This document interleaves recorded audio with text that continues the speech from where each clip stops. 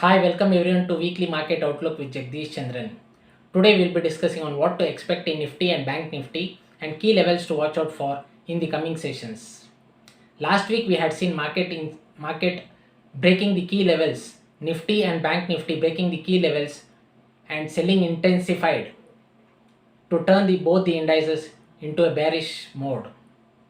As the Nifty and Bank Nifty were in oversold zones on a Friday session and it was a fresh expiry, the Nifty just traded above 19,000 levels and test levels of 19,100 and closed around 19,050 zones. And Bank Nifty too opened gap up somewhere around 42,400 and tested the levels of 42,800 and was successful in just closing below 42,800, which was around 42,780 zones. Overall, to summarize, Nifty and Bank Nifty are in a strong bear's grip. Please note, all pullbacks, since the markets are in oversold zone, all pullbacks will be just pullbacks, not the bull's back.